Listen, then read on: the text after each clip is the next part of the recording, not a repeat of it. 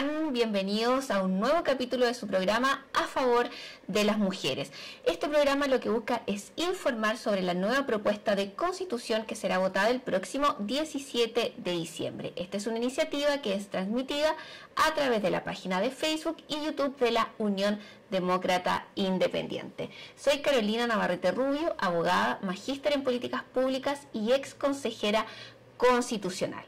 Y en este programa abordaremos distintos temas que están presentes en la nueva propuesta de constitución y como siempre les contaremos por qué esta propuesta es a favor de las mujeres. Y para cumplir con ese objetivo, en cada capítulo me acompañan distintas invitadas. Y el día de hoy tenemos a una gran invitada, Natalia González Bañados, abogada de la Pontificia Universidad Católica de Chile, máster en Derecho de la Universidad de Chicago, participante activa en el proceso constitucional 2023 como comisionada experta e integrante de la Subcomisión de Sistema Político. Bienvenida, Natalia, ¿cómo estás? Muy bien, Carolina, muchas gracias por esta invitación a una conversación tan relevante para tomar la decisión el 17 de diciembre. Así es, Natalia, y vamos a ir al tiro al grano. Tú fuiste participante de la Comisión de Sistema Político. Primero te quiero preguntar, ¿por qué había que tener innovaciones o por qué había que cambiar nuestro sistema político? ¿Qué falencias tiene al día de hoy? ¿Cómo ha ido cambiando de un tiempo a esta parte? Cuéntanos cuál es tu opinión respecto a eso. Mira, Carolina, hoy día nosotros tenemos un Congreso, un Parlamento que está integrado por más de 20 partidos políticos. Bienvenida a la competencia política y bienvenida a la formación de partidos para hacerse cargo de las necesidades y las preocupaciones de las personas. En democracia, los partidos políticos son la vía en que la ciudadanía canaliza a través de sus representantes sus prioridades. Pero 21 partidos en el Congreso, Carolina, hace que nuestro Parlamento sea ingobernable. En la época en que Chile más prosperó, en que más crecimos, en que ese progreso llegó a todos, no había más de 8 o 9 partidos políticos en el Congreso. Entonces, el cambio que se hizo en el año 2015 y que se introdujo una modificación muy importante al sistema proporcional, cambio que tuvo dos aristas. Una fue agrandar la Cámara de Diputados, de 120 diputados pasamos a 155, sin ninguna justificación técnica, Carolina, más bien cuando uno recuerda los debates, las discusiones que se dieron en ese minuto, la verdad es que a ese número de 155 se llega de manera bastante aleatoria y de hecho muchas personas advirtieron críticamente que ese cambio sumado al siguiente, que fue ampliar la cantidad de candidatos que podemos elegir por distritos, iba a tener una merma en la calidad de la discusión política. Se advirtió. Se advirtió muchas veces y la verdad es que esas advertencias no fueron recogidas, no fueron oídas. Lo que hace esta propuesta constitucional es mirar lo que ha pasado en estos últimos 5 o 6 años desde esa reforma y advertir, y esto sí fue un diagnóstico común, con la izquierda y con la derecha, tanto en la Comisión Experta como en el Consejo Constitucional, advertir que teníamos que hacer un cambio profundo en el sistema político porque es imposible para cualquier gobierno de cualquier color político intentar llegar a acuerdos razonables en el Congreso con esa cantidad de partidos y con esa cantidad de parlamentarios electos con tan poquitos votos. ¿Por qué? Porque al final no aglutinan mayorías, Carolina. Claro. Entonces, ese es el diagnóstico compartido. La Comisión Experta introdujo algunos avances y luego el Consejo Constitucional profundiza esos avances, es decir, toma la posta y lejos de retroceder, de deshacer, de destruir la primera piedra, por así decirlo, que había puesta la Comisión Experta, lo que hace es profundizarla. Y podemos, si quieres, conversar cuáles son esos cambios que son tan importantes.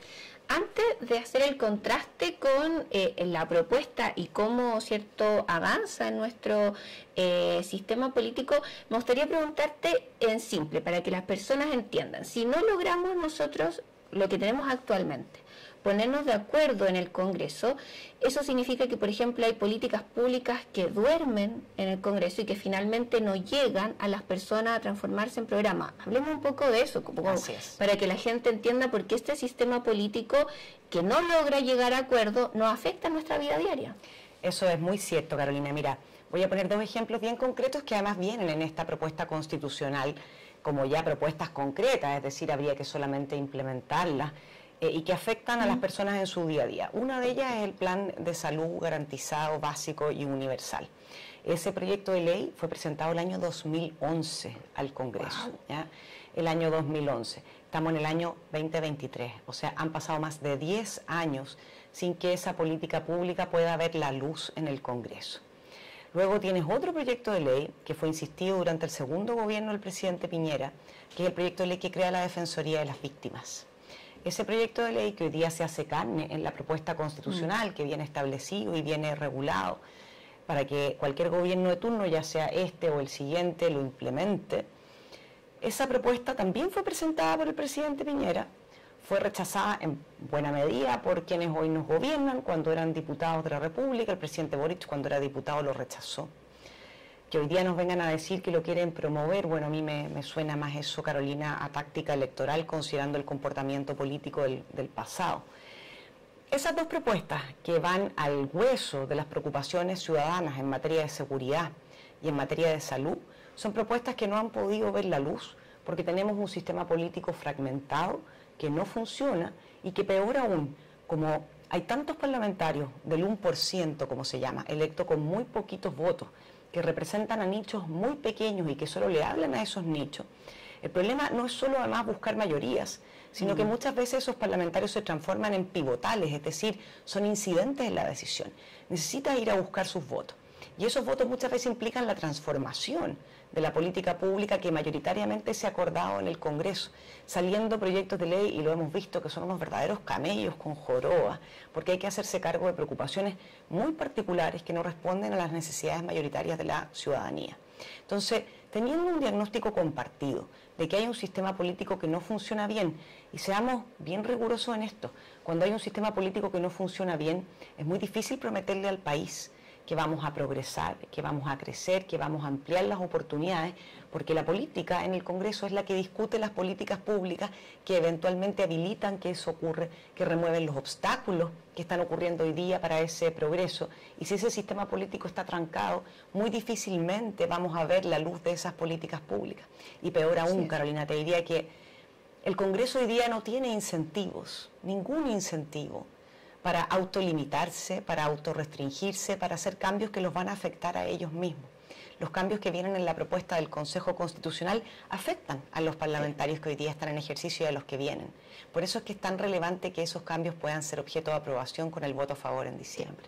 Y de esos cambios vamos a ahondar a la vuelta de nuestra sección, la sección que ya implementamos desde el capítulo pasado, que es La Calle Pregunta. Vamos con ella.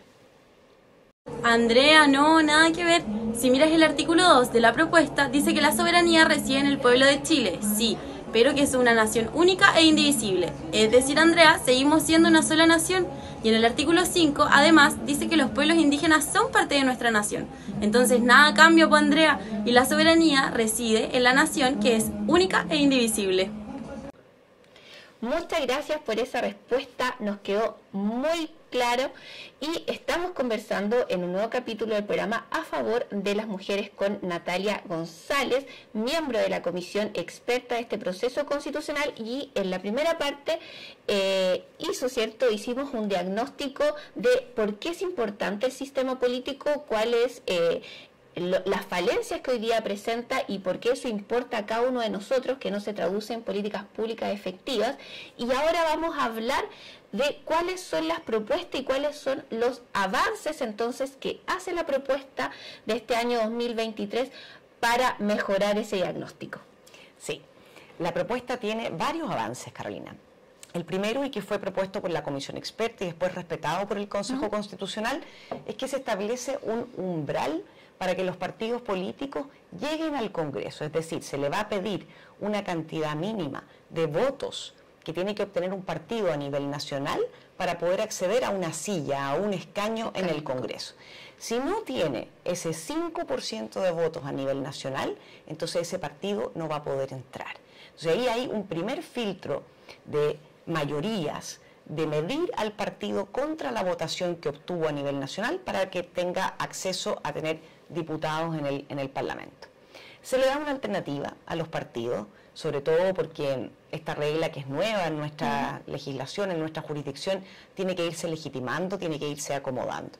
Y entonces se dice, si usted no tiene un 5% del nivel nacional, pero obtuvo 6 parlamentarios entre diputados y senadores en la elección que corresponda, bueno, ese partido también va a poder acceder. Y hay una norma transitoria que rebaja un poco esos umbrales y esa alternativa para la primera elección solamente, porque las alternativas para que los partidos se acomoden están muy bien, pero no las podemos mantener de manera permanente porque si no los cambios no se realizan. Así es. O sea, primero el umbral del 5%, ¿cierto?, de votos de los partidos políticos o 6 parlamentarios entre senadores y diputados. Así es. Ya, perfecto. Luego, como esa propuesta es robusta y avanza, pero no es suficiente, lo que hicimos fue mirar qué es lo que se había hecho justamente en la era de la presidenta Bachelet II y decir si esa reforma había favorecido o no el debate político.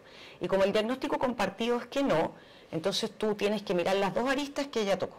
Ella amplió la Cámara, Natalia, las reformas del aumento de diputados de 120 a 155 y de la cantidad de diputados que elegimos por distrito. Ya que ella también lo aumentó, que es lo que se llama la magnitud de los distritos. ¿Ya?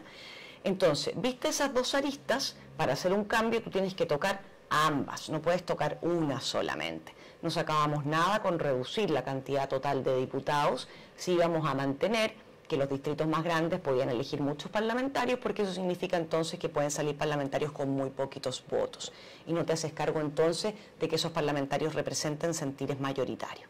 Entonces, ¿qué fue lo que hicimos? Retrocedimos en la cantidad de diputados totales, hoy día 155, en la propuesta del Consejo 138, y además dijimos por distrito, que hoy día se pueden elegir entre 3 y 8 diputados, vamos a elegir entre 2 y 6 diputados. ¿Qué significa eso? Que cada diputado para poder ser electo va a necesitar más votos que los que necesita hoy. ¿Ya? Esas ya son las dos reformas. El umbral más la reducción en la Cámara y la reducción en la magnitud de los distritos nos va a llevar a tener a un Congreso con una cantidad de partidos aproximada entre 7 y 9. ¿Ya? Hoy día tenemos 21, o sea, es muy importante la reforma que estamos haciendo para la gobernabilidad de nuestro sistema político. No contentos con eso, estamos además estableciendo algunas otras reglas que son de carácter transitorio, ¿ya? Esas reglas de carácter transitorio tienen que ver con las reglas para formar partidos políticos. A nosotros nos interesa que existan los partidos políticos y está muy bien, pero también es importante hoy día, como se han implementado sistemas de firma electrónica, firma digital, es más fácil para la gente dar el apoyo a la creación de un partido. Entonces, mientras se siga mirando el horizonte del voto voluntario, vamos a aumentar la cantidad de firmas que se requiere para formar un partido político. Y una vez que empiece a mirarse el voto obligatorio, que es desde la siguiente elección, ese porcentaje se reduce, pero porque ahora el universo de votantes es mayor, que es con voto obligatorio. Y además le estamos pidiendo a los candidatos independientes que van a poder seguir presentándose dos requisitos adicionales. Uno en el texto permanente, que es que no pueden presentarse en listas de independientes para evitar lo que ocurrió en la Convención Constitucional. A nosotros lo que nos interesa es promover a los partidos políticos como base de la democracia representativa, pero partidos políticos representativos de sus intereses, no de intereses minoritarios. Y entonces además le estamos pidiendo entonces a esos candidatos independientes que podrían verse favorecidos con la regla del umbral, le estamos exigiendo que también tengan más firmas para presentarse, porque si no podríamos estar generando un incentivo perverso. Pero también subimos el umbral de firmas que van a requerir para presentarse como candidatos independientes. Perfecto, nos queda muy claro entonces, primero el diagnóstico y después las soluciones que plantea esta propuesta para que podamos tener un Congreso que pueda llegar a acuerdo y que finalmente eso se traduzca en mejores políticas públicas para todos los chilenos y chilenas. Pero Natalia, este programa se llama A Favor de las Mujeres y también algo que se discutió no en la Comisión de Sistema Político, pero sí en la discusión de principios, derechos civiles y políticos, esas son las paridades, paridades de entrada, paridades de salida. Coméntame qué te parece esta discusión, ¿es positivo o negativo que se haya incluido? ¿Una norma es permanente, otra norma es transitoria? Cuéntanos tu opinión respecto a eso. Sí, es súper importante, Carolina, tu pregunta, porque además mi apreciación es distinta respecto de la paridad de entrada y de la paridad de salida. En el texto permanente, y de hecho en los primeros artículos de esta propuesta constitucional, viene consagrándose una idea que a mí me parece innovadora, que me parece buena y que me parece que es un buen incentivo para que las mujeres participen en política, y que es lo que se conoce como la paridad de entrada. ¿Qué es lo que estamos diciendo ahí? Que la Constitución va a asegurar el equilibrio de género en las candidaturas a los cargos de elección popular. Esta norma es más intensa y es más relevante que lo que hoy día nos rige, porque todo el mundo dice, bueno, pero si hoy día hay una norma de paridad de entrada, entonces, ¿qué es lo que está haciendo esta Constitución? No hace nada más que reflejar lo que hay hoy. Bueno, eso no es cierto, porque la norma que existe hoy día, de partida, la paridad de entrada, es una norma transitoria, deja de regir en la elección del 2029. ¿Ya? Esa es la última elección en que se aplicaría la regla de la paridad transitoria que existe hoy. Ya. Y además es una regla que hoy día solo aplica al Congreso.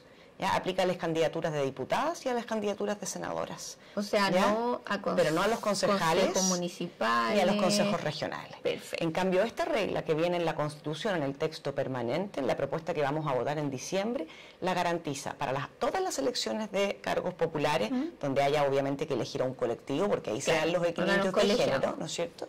Órganos colegiados, pero no solamente el Congreso, sino que también va a afectar las elecciones comunales y regionales, que es bien interesante, y en forma permanente, es decir, no tiene un techo de años en su aplicación.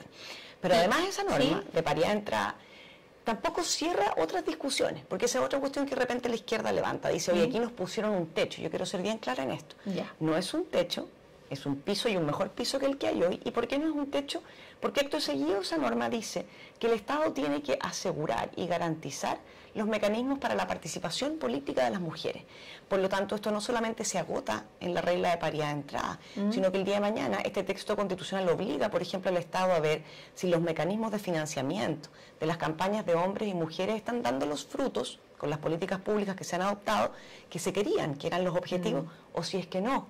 O si es que, por ejemplo, hay otras cosas que están impidiendo la participación política de las mujeres. Claro. Porque hay muchas mujeres, Carolina, por ejemplo, que están interesadas en participar políticamente, pero que no lo hacen porque tienen hijos en edad escolar o en edad preescolar, y entonces, ¿qué otras políticas públicas debiera adoptar el Estado, por ejemplo, en materia de salaguna, o en materia educacional, o en materia laboral, para fomentar la participación política de las mujeres, no solo en política, sino que también la participación en otros mundos profesionales? O sea, primero la aborda de manera permanente y además obliga, ¿cierto?, a que políticas públicas conversen para propender esta participación de más mujeres en política. Así es. Y luego está la regla que tú mencionabas, ¿no es cierto?, que es de carácter transitorio, que además es una regla que mandata al legislador a crearla. Se establecen ahí los principios, los bordes, las normas, que es la paridad de salida, ¿ya? A mí esa regla me parece un poco más discutible, porque creo en la democracia representativa, no en las democracias de identidades. A mí me parece que en el Consejo Constitucional mis ideas estuvieron súper bien representadas por la Carolina, pero también por Arturo Phillips, también por Edmundo Luchans. Entonces, a mí me parece que uno no debiera necesariamente asociar la representación de las ideas con la representación por género. Pero entendiendo que esta no es una constitución que solamente sea de mi gusto o del gusto de mi sector, y aquí es entonces cuando entran medidas que también representan a otros sectores, y por eso es cuando se dice que esta constitución es partisana. A mí me llama poderosamente la atención, porque esta regla, por ejemplo, de paridad de salida lo refleja claramente. Que no es así. Esta regla lo que establece es que el Congreso va a tener que dictar una ley, y esa ley lo que va a tener que decir es que por 2 elecciones o hasta que se alcance un porcentaje de 60-40 entre los géneros, esto es en el Congreso Nacional, tiene que haber una corrección de paridad de salida, tanto en el Senado como en la Cámara de Diputados. Se ponen, eso sí, algunos resguardos, en el sentido que el Congreso va a tener que dictar reglas para que se afecte en la menor medida posible el voto de las personas, porque aquí tienes 2, de alguna manera, bienes jurídicos en juego. Tú quieres de alguna manera forzar un resultado para lograr cierta igualdad de género, pero también tienes que respetar la voluntad popular. Y ahí eso el Congreso lo va a tener que ponderar a la hora de legislar esta paridad transitoria. Perfecto. Y una última cosa, Natalia, que es una innovación también respecto a la Constitución actual son estos mecanismos de participación ciudadana, que creo que también son muy positivos y también son una fuente, digamos, un instrumento que puede ser utilizado por nosotras las mujeres para poner en la agenda temas importantes para nosotras. Efectivamente, de hecho, por primera vez un texto constitucional tiene un capítulo que no solamente se hace cargo de regular los partidos políticos, sino que además los mecanismos de participación ciudadana. Y esos mecanismos de participación, algunos de ellos son muy novedosos. Por ejemplo, las iniciativas ciudadanas de ley. Ya hemos vivido y tenido experiencias con aquello respecto de normas constitucionales en este proceso y en el anterior. Pero también están los foros de participación ciudadana, en que la ciudadanía va a tener la posibilidad de pronunciarse de manera no vinculante, pero sí haciendo recomendaciones, luego de recibir la información, de estudiar los textos, información que va a tener que recibir además de manera imparcial por parte de las autoridades, para poder recomendar en materia de políticas públicas locales, regionales y nacionales. No está solamente acotado al nivel nacional. Luego, por ejemplo, en los municipios, más allá de los mecanismos que existen hoy día, de plebiscitos y consultas comunales, también se estableció a nivel constitucional que van a tener que consultarse tanto las regiones como los municipios en qué prioridades ciudadanas se gasta esa autoridad local los recursos que recibe, y las personas van a poder opinar, van a poder dar una opinión a través de su voto en estos mecanismos de consulta de en qué se tienen que gastar esos recursos que por lo demás, cuando decimos son del Estado, sí, pero han sido recaudados por el Estado gracias al esfuerzo de todos los chilenos a través de nuestros impuestos. Y eso apoya mucho también a la transparencia. Así es, y la rendición de cuentas que después tienen que hacer esas autoridades respecto a cómo usaron esos recursos y si coincidieron o no con las prioridades que la ciudadanía determinó. Así es. Bueno, Natalia, hemos llegado al final de este capítulo de A Favor de las Mujeres. Estuvimos conversando con Natalia González, ex integrante de la comisión experta, sobre las innovaciones que tiene la propuesta de nueva constitución en sistema político. ¿Cuál es el día? Hicimos un diagnóstico, ¿cierto?, de las falencias de nuestro actual sistema político y cómo tanto la comisión experta como el Consejo Constitucional innovó y presentó importantes reformas e importantes innovaciones que van a servir para que nuestro sistema político sea más robusto, sea más gobernable y podamos llegar a acuerdos que finalmente se traducen en mejores políticas públicas para todos los chilenos y chilenas. Natalia, muchas gracias por estar el día de hoy con nosotros. Un mensaje final para todos quienes nos están viendo. Muchas gracias, Carolina. Porque esta propuesta constitucional tiene innovaciones que de otra manera no se lograrían hacer y tiene los incentivos correctos para que el Congreso legisle en favor de sus prioridades y represente los intereses de nosotras las mujeres, es que yo los invito el 17 de diciembre a votar a favor. Gracias, Natalia. Nos vemos en un próximo capítulo de A Favor de las Mujeres. Chao, chao.